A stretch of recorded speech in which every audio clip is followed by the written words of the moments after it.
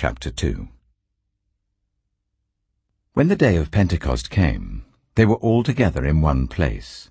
Suddenly, a sound like the blowing of a violent wind came from heaven and filled the whole house where they were sitting.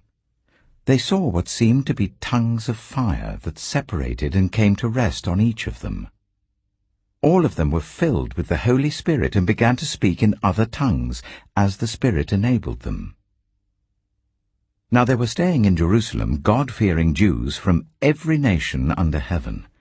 When they heard this sound, a crowd came together in bewilderment, because each one heard their own language being spoken. Utterly amazed, they asked, "Aren't all these who are speaking Galileans? Then how is it that each of us hears them in our native language? Parthians, Medes and Elamites, residents of Mesopotamia, Judea and Cappadocia, Pontus and Asia, Phrygia and Pamphylia, Egypt and the parts of Libya near Cyrene, visitors from Rome, both Jews and converts to Judaism, Cretans and Arabs, we hear them declaring the wonders of God in our own tongues." Amazed and perplexed, they asked one another, "What does this mean?" Some, however, made fun of them and said, "They've had too much wine."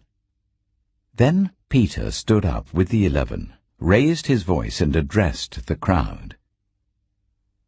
"Fellow Jews, and all of you who live in Jerusalem, let me explain this to you. Listen carefully to what I say. These people are not drunk, as you suppose. It's only 9 in the morning. No, this is what was spoken by the prophet Joel. In the last days, God says, I will pour out my Spirit on all people. Your sons and daughters will prophesy, your young men will see visions, your old men will dream dreams. Even on my servants, both men and women, I will pour out my Spirit in those days, and they will prophesy.